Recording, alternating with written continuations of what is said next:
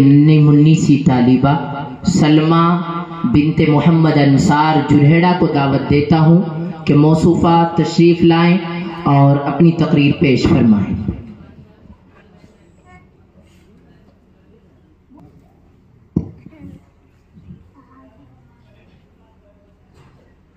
بسم اللہ الرحمن الرحیم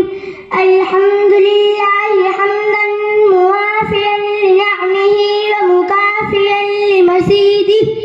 والصلاة والسلام على سید الانبیاء وعلى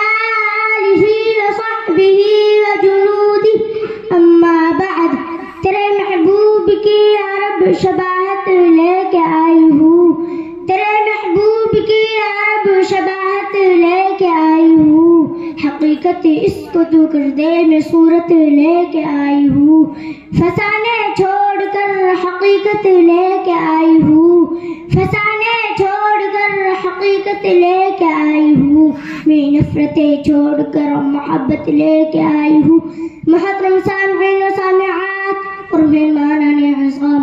آج کے اس مبارک پروگرام کے موقع پر مجھے سنت نبوی کے موضوع کے تحت کچھ باتیں عرض کرنے کا موقع ملا ہے۔ اللہ سے دعا کریں کہ اللہ پاک مجھے صحیح کہنے اور ہم سبوں کو ڈل پیرا ہونے کی توفیق منعت فرمائے۔ محترم حضرات، سنت نبوی ایک ایسا ہماگیر عنوان ہے کہ جس پر لفظ مجدنا سے قلب علماء کے بس کی بات نہیں، چنانچہ قرآن مقدس میں اللہ پاک نے سنت نبوی کو اپنانے کا حکم دیتے ہوئے فرمایا کہ جو تمہیں رسول اس کو لے لو اور جس سے روکتے اس سے رک جاؤ، اور دوسری جگہ ارشاد فرمایا کہ تم میری اور میرے رسول کی اطاعت کرو، اور ایک دوسری جگہ سنت نبوی پر تاکید احکام بیان کرتے ہوئے ارشاد فرمایا لقد کان لکم فی رسول اللہ اسوۃ حسنہ، کہ رسول اللہ کی زندگی میں تمہارے لیے ایک بہترین اسوہ ہے۔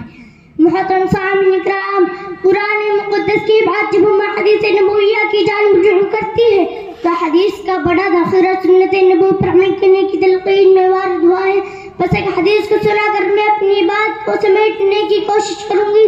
رسول اللہ صلی اللہ علیہ وسلم نے فرمایا کہ جو بندہ میری سنت سے محبت کرتا ہے گویا کہ وہ مجھ سے محبت کرتا ہے، اور جو مجھ سے محبت کرتا ہے وہ جنت میں میرے ساتھ ہوگا۔ محترم سامعین، سنت پر عمل کرنے سے رضا الہی نصیب ہوتی ہے، سنت پر عمل کرنے سے محبت رسول نصیب ہوتی ہے، سنت پر عمل کرنے سے روزی میں برکت ہوتی ہے، سنت پر عمل کرنے سے زندگی میں برکت ہوتی ہے، سنت پر عمل کرنے سے